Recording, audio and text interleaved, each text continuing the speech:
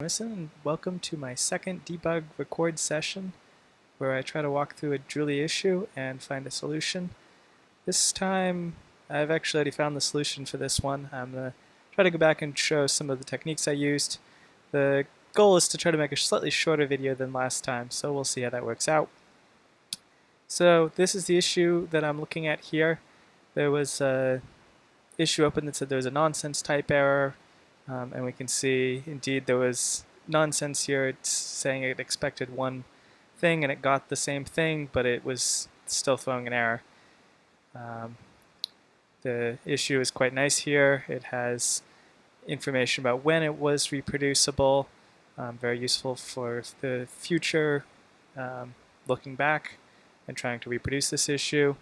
Again, commit git SHA-1 here, very helpful. The package name that was at fault, the commands that were run, and the failure behavior. And then a little statement on that it doesn't happen with the non-precompiled version, so this is likely an issue with the decompiler, compiler, but sometimes it could be something completely unrelated. But looking into that, follow-up question, okay, and then it started failing for me. So I built a local copy here, and I can now pull up my terminal, leave that off on the side there, although didn't really need it again. There's enough information that we could just go right from that. I can go ahead and change to my Julia directory. I'll open up a second tab in the same location and change to the source directory. And now I've already run make all here, so this shouldn't do anything. Oops, sorry, I've already run make all here in the build directory, so that won't do anything. It shouldn't do anything here either. I changed directory, so it's got to rebuild a little bit. Alright, let that run for a second. There's a lot more than I thought. Anyways, well, that runs on that screen. Let's see. Oh, yeah. I want to reproduce the bug now and show what happens. So I can take a look at my git status, and actually, from last time I remember my terminal was a little bit small, so let me try to make that a little bigger. And you can see as I debug, I usually just keep opening a lot of tabs and closing them again when I don't need them anymore. So I can quickly jump between them and check the status of different events. In this case, you can see I'm on a local branch. It's giving me these separated build folders. And I've already built Julia. So some good commands to get started, just to see where we're at. And then I can go ahead and launch Julia, LLDB. It's the debugger I'm using today.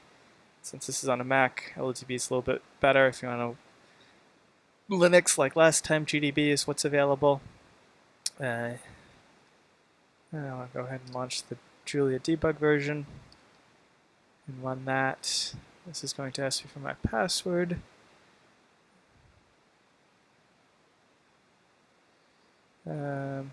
So I guess, hang on a second, I'll be right back.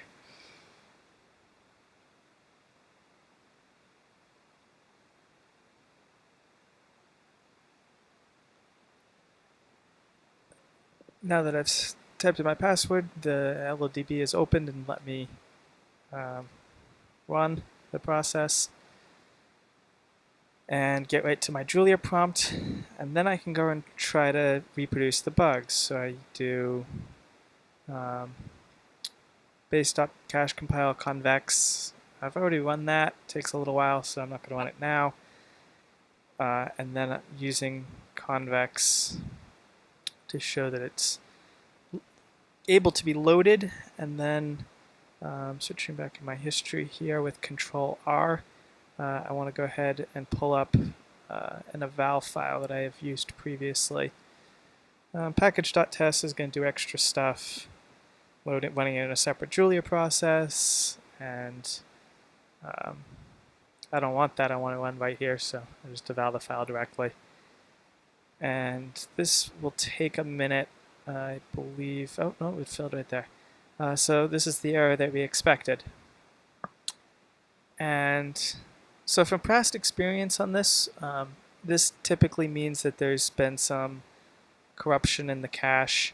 What it definitely means is that this object here, or something related to it, or something in this cache actually, not even necessarily this object, probably not even this object, has been duplicated. So now there's two types, two leaf types. They can be constructed. Although I don't know if there's a, yeah, so they can be constructed, but the type itself doesn't, it has two copies of it now. And it's supposed to be that any type that can be constructed has only one copy of it, and that allows very efficient compares at runtime because there's only one version of that type. And so there's, inside the name, there's a .cache field that contains the set of all objects that have been cached to make sure that they're unique. And I have a diagram up on the Julia site. If anyone's interested in looking back at this later, there's a SVG of the type hierarchy. One of the things that shows what's in the cache, leaf types, things that are comparable by pointer. You can see all of these things are actually disjoint concepts. Things may be in the cache that are not comparable by pointer or are not leaf types, but they're all interrelated. But so that's the basic issue with this. Oops, the wrong key there. And sorry, I've turned off Keycaster, so you couldn't see that I just did that. Okay, Keycaster's back. So the next step is trying to figure out how and why this fails, and how to get this test to pass. So the quickest way to do this, I find, is just to put a break on JL throw, or sometimes JL error, kind of depending on who's throwing the error and where it's getting thrown. If it's really early in the build process, then JL error gets called, and it realizes there's no error handlers yet, so it just ends the process and never gets around to calling JL throw. I'll go back and continue, and then I just hit enter, which this was already in my command history, so it just executed that. And you can see right away we got to JL throw here. I can put what this error is, and it's exactly the one we expect. We'll walk up a little bit. I can look at the variables here, and just as expected, the type is there, the got is there, and they look very much the same. And even if we do the type of got, they're very much the same. So we want to take a look at why they're different. And I can go ahead and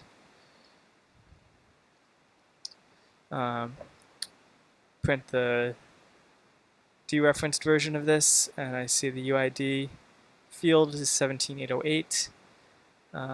But if I looked at the expected one, the UID is 16793. So we have two things that should have had the same UID because they're obviously egal. I think egal may even figure that out.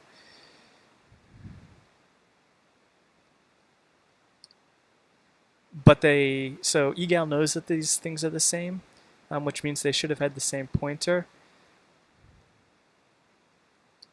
But they exist at different locations in memory, and they've got different UIDs assigned. And so this is a problem.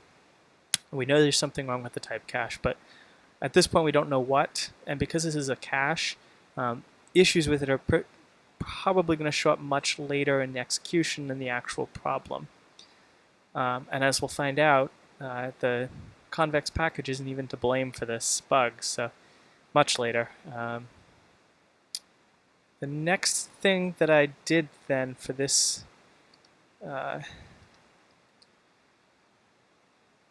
is to, let's see what's the easiest way. So the next thing I did was to write some code to help me track down log from here to there to help me track down exactly what went wrong. So these are the two commits I have, one helping me track down what went wrong and the other one fixing it. And I can go ahead and show that. And so this is some real simple code. Every time I cache a type, I do a full validation of the type cache to find out when it's broken. So this is still one step after, but it's a little bit closer because the thing that corrupted the type cache is usually whatever you put in it last.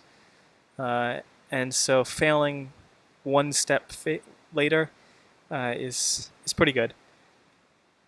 And then this is just kind of using knowledge of what the type cache is, looping through it and making sure that every type key compares as being in the sort order previous to the next key over all the table. And then if it fails, I have a fatal warning here. Went back and forth between adding an assert afterwards, but it kind of just got annoying because then Julia ended and I couldn't continue. And then I added this into the options so that anyone in the future that needs this can turn it right on and get it without needing to rewrite this function. So I'll go ahead and pull that onto the local branch, and I could show the head, and you can see that it's right there, just with a different commit hash. And then I need to build that. No, it's rebuilding quite as much as it is. Oh, because I touched options.h, that forces a rebuild of everything. That's right.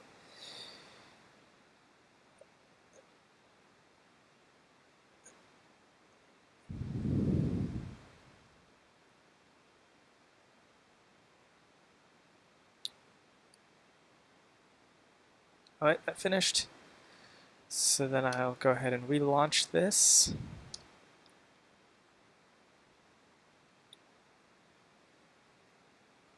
And when using convex, oh, right. So I made this nice new option, and when I was coding it, I turned it on. And then I turned it off so that people wouldn't wonder why Julia was really slow. But helps if I actually turn it back on. I gotta rebuild that again. I didn't bother running the test because I know using convex is actually what caused the corruption. So I'm just gonna try to. This is how I'm gonna try to keep the video slightly shorter, even though I've got to wait for the rebuilds. Try to optimize based on what I know without losing you. All right. Running that. And you can see our debug check takes a while, which is why we really don't want this on even in just a normal debug build. But in cases where using convex points fatal a lot, we really want this.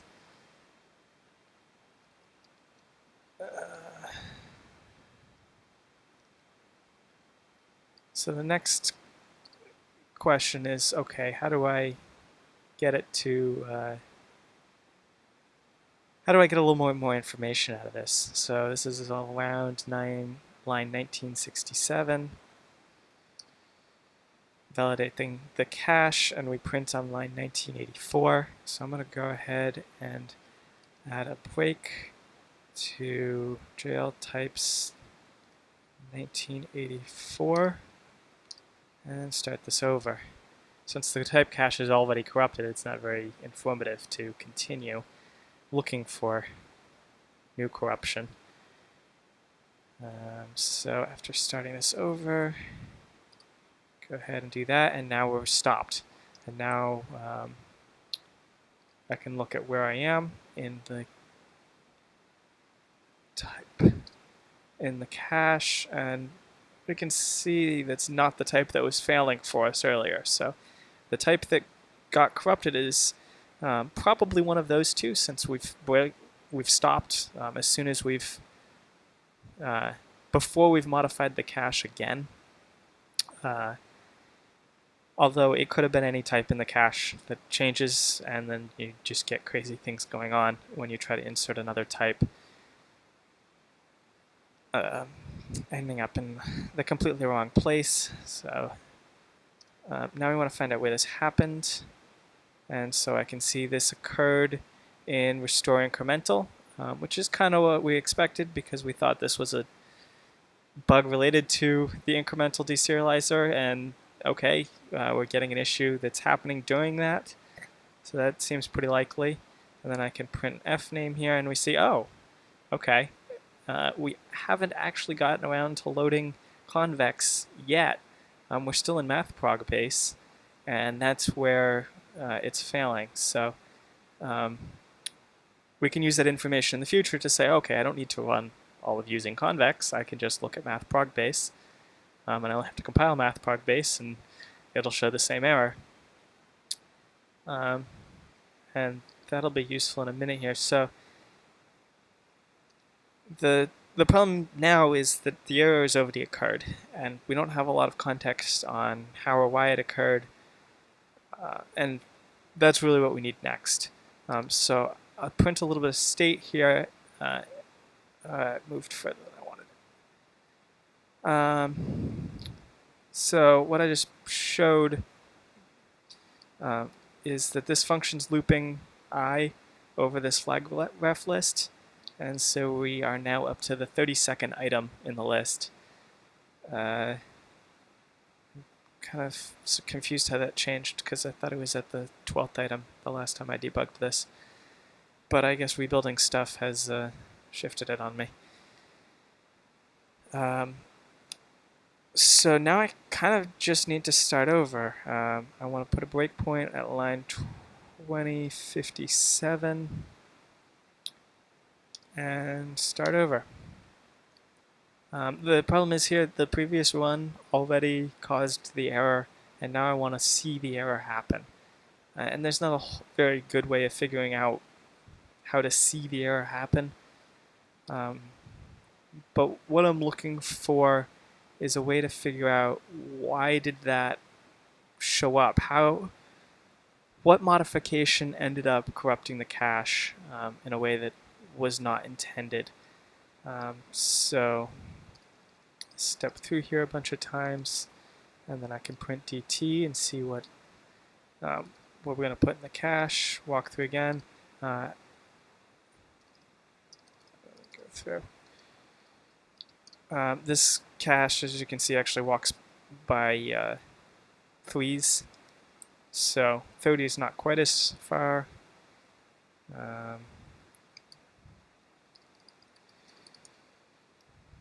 But I just kind of have to do this for every one.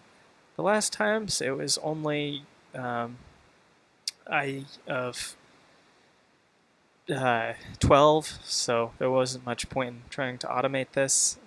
This one's suddenly up at 32, so what I can do to automate this is to look at my breakpoints, and this particular breakpoint is number 2.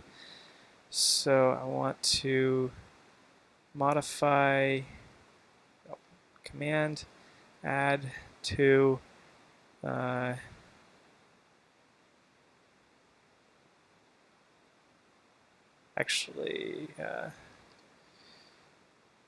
break 2070 break, disable 2, break commands, add 3, print dt, done. So now every time it stops, it'll print it, and I can just keep typing enter, and I don't have to do any work actually retyping the same command, save RSI and whatnot. So there's our tuple symbol. Tuple symbol,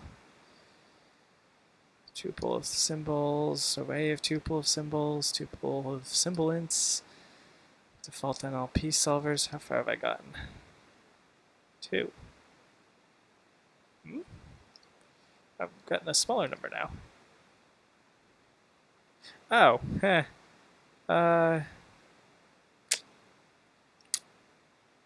right, so I kind of probably confused you and myself here. I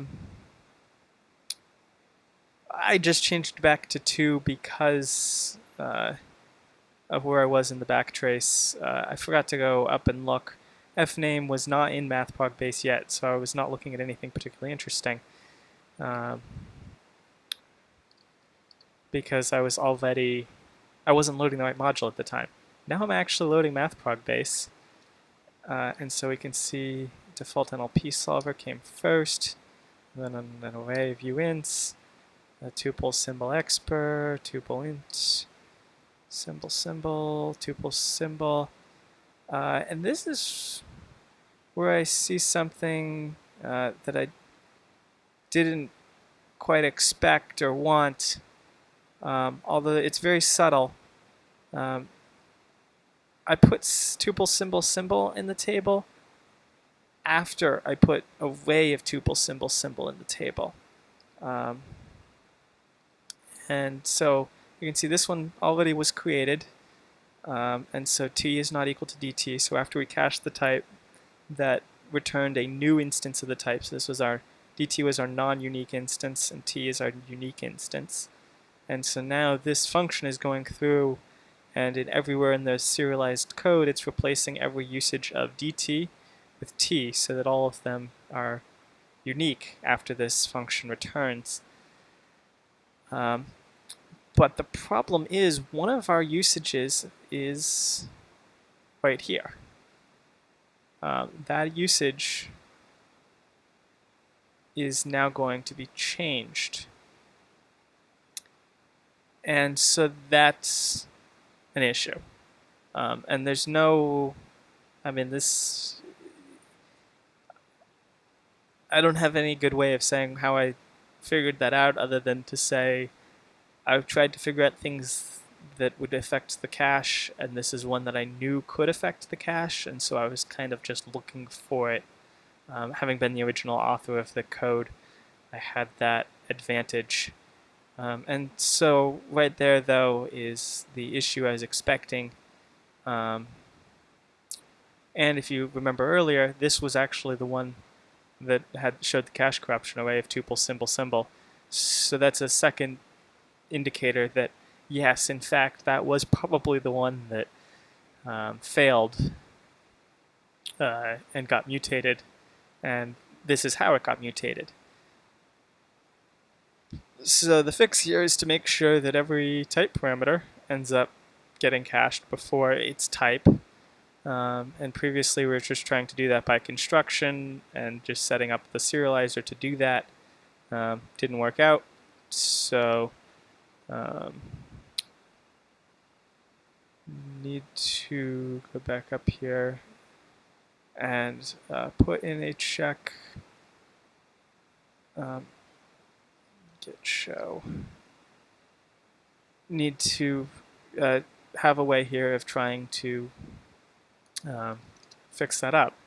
So this is the commit that I came up with to do that. Kind of just based on what I knew the serializer was doing. The quick overview here is here I just moved some code out. I wanted to move recache types into its own function because it was getting kind of long to be in the same function. So here's recache types. And recache types used to be calling, you probably recognize this line as the one I was almost started breaking on in the debugger. And so this was calling cache types. And every time it called that, I've replaced that now with recache type. And so I'm going to put some special logic in there. And then this block of code at the bottom here, I also just moved. So recache types now has that while loop and some extra logic here. So since the observation was that the types were going in and we were caching their type parameters after their types, now I walk over all of the type parameters and recursively call this function on the type parameters. And then if any of them change, I make sure to mutate this type. And this mutation is okay because I've asserted that DTUID is exactly this flag that I set earlier.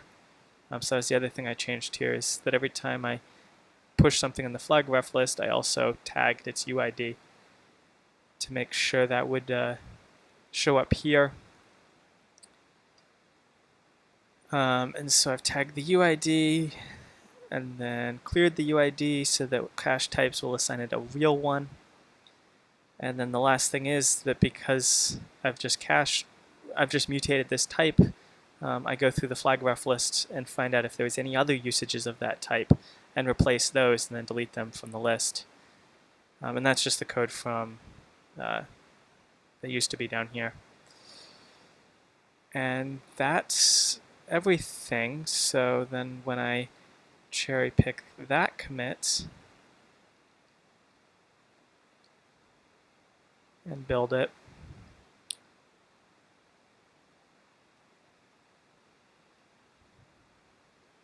once that's done, go ahead and run this. I haven't turned off the option yet of the validator, so it's going to take a little bit longer still.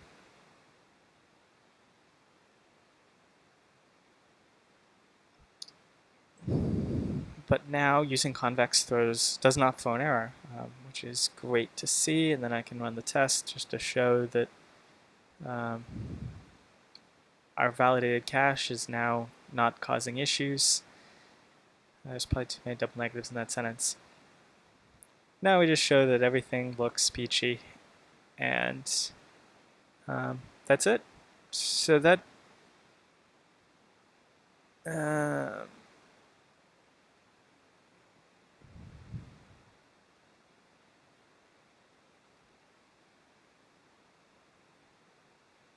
okay, that's a little weird. Oh, yeah.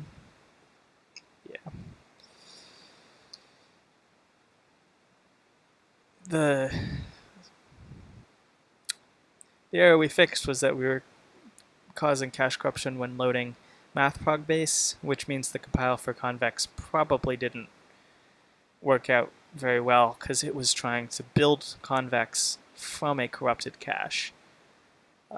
And it was a corrupted cache on array, so the results are pretty much completely unpredictable then. Restart.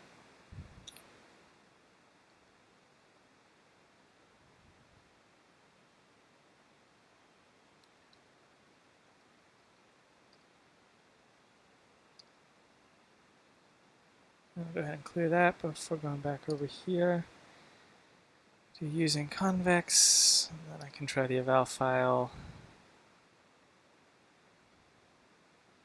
This is still going to fail. I might need to delete my cache more. The other thing, I think this might fail still because SCS was also compiled after mathprog base, and so it may also be corrupted.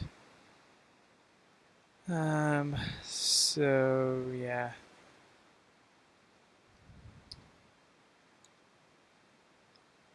I think the best solution here is going to be to turn off the type cache verify, which I just did, rebuild that. Because otherwise this cache compile is going to take forever. We've already seen how much time it adds to just launching Julia, so we can go ahead and wait for that to finish building.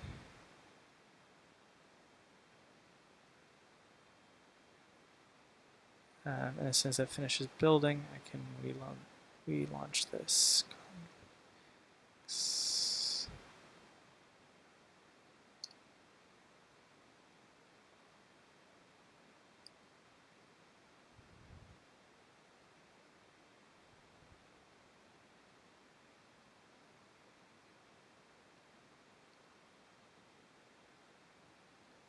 Well, restart this completely to get the right thing here.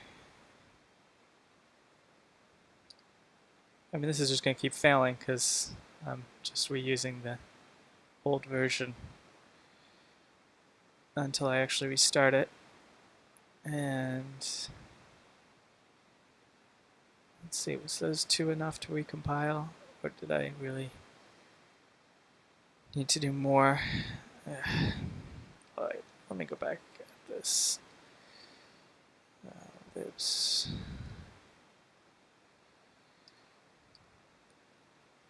Just gotta start that over. I think there's just random corruption in there.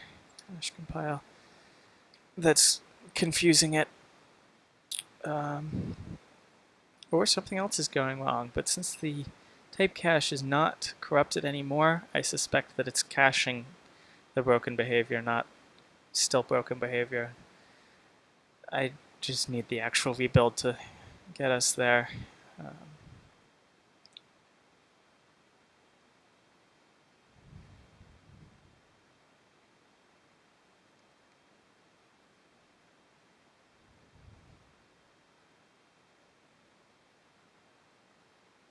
Because, yeah, it's possible if you do that for it to recover to some extent, because we do call recache types. So if you had multiple types, you might actually end up recaching them to the same thing.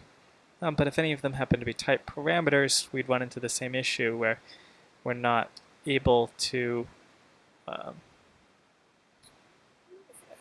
we're not able to actually, well, we're mutating a type because we didn't realize that it was also later in the flag ref list. And so that could cause some serious issues.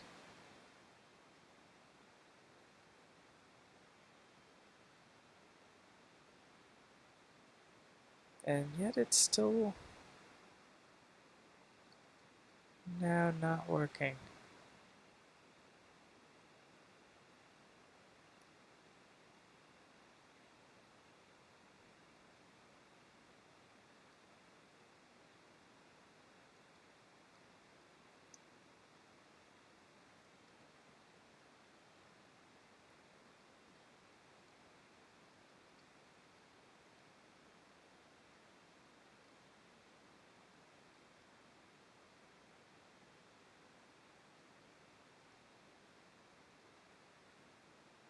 Which is rather strange.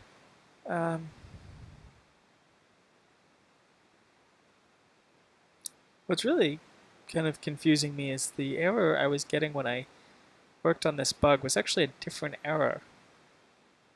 This is not the one that it had been failing on. And so it's really strange now that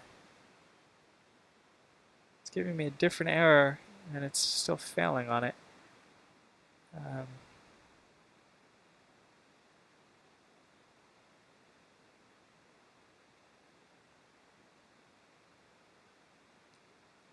Which it still looks like a cache bug.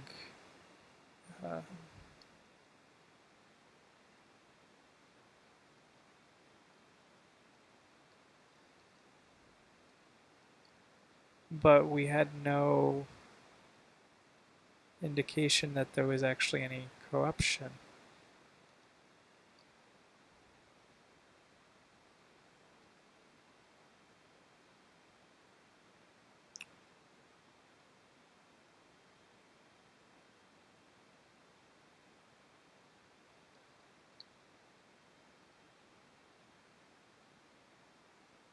Let's see if we had corruption.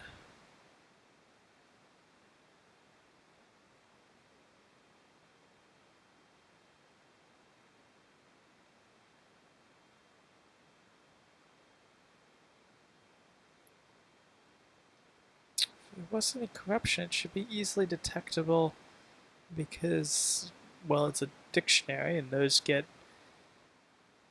oops, I actually want to run that. Oh well. Those get rehashed, or cache types on them probably should get called relatively frequently. It's what makes that check so expensive.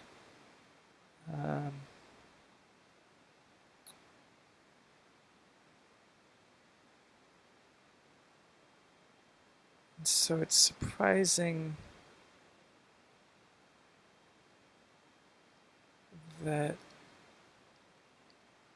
didn't work. Oops.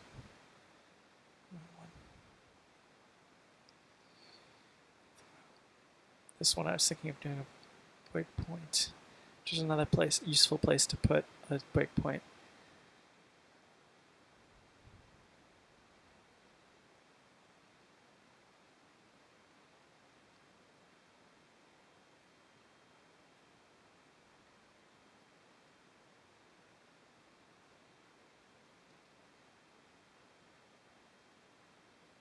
So cache looks okay.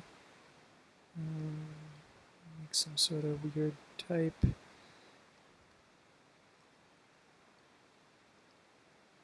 Probably doesn't exist anywhere. Yeah. So I mean,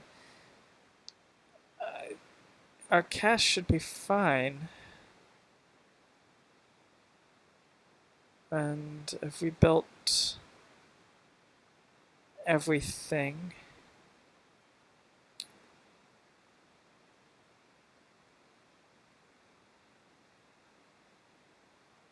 so what's left?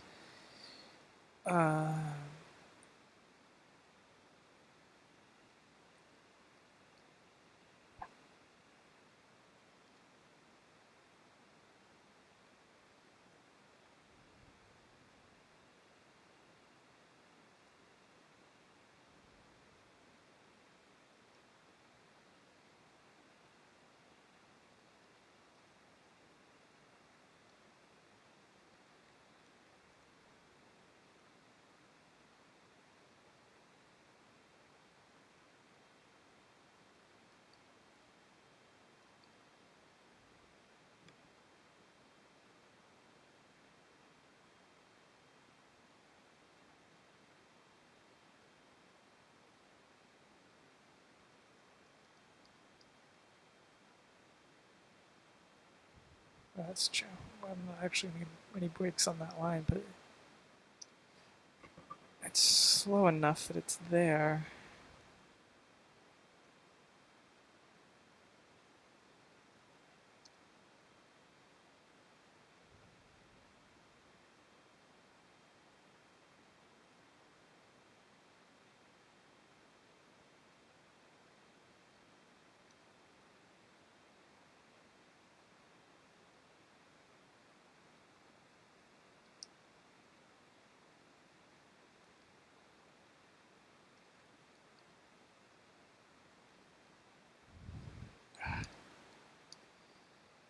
That's why I'm just...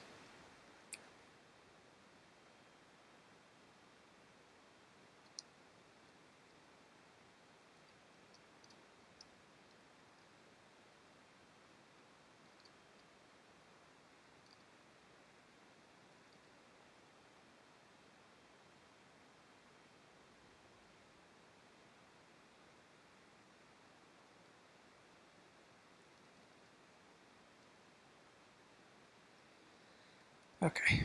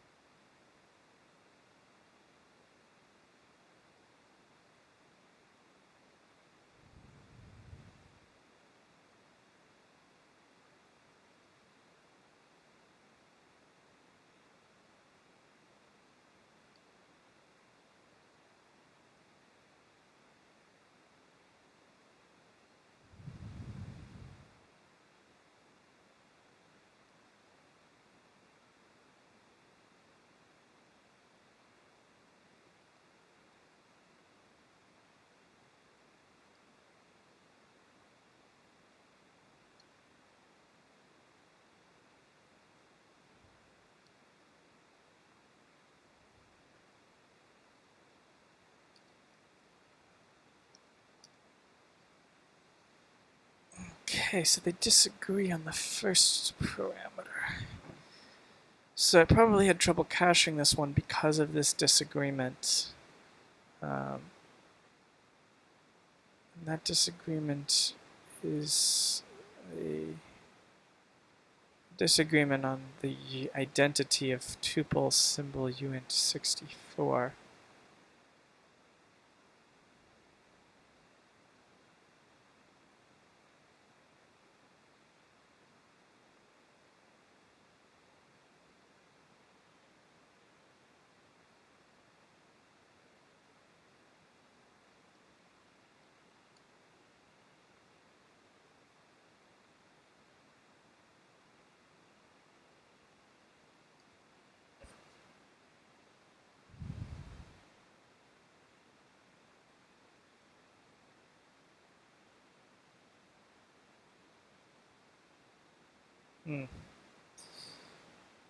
That would probably help.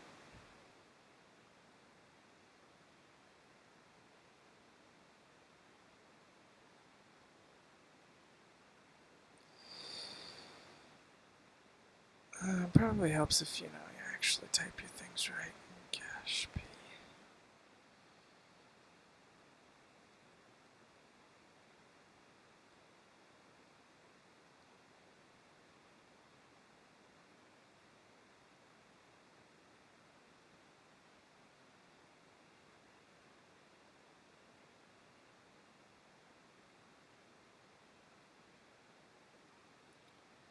So that helped keep the cache correct because it mostly prevented it mutating.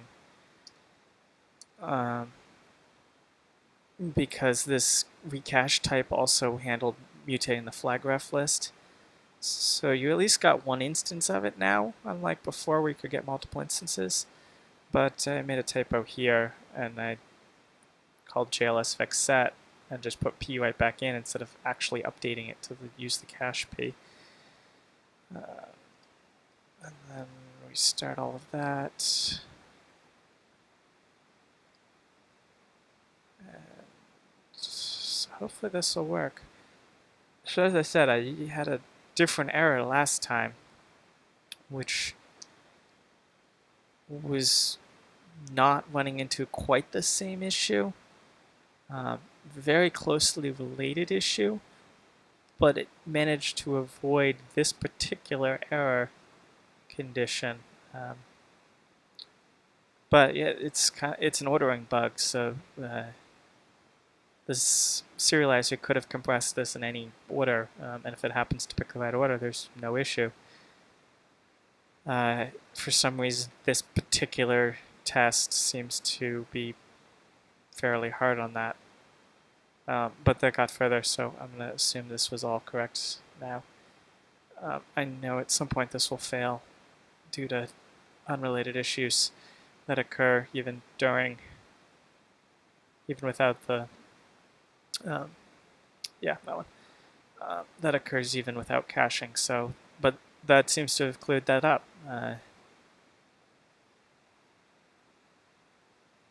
So with that, I'm not going to go over any of the Git stuff. It's been long enough. Thank you for watching.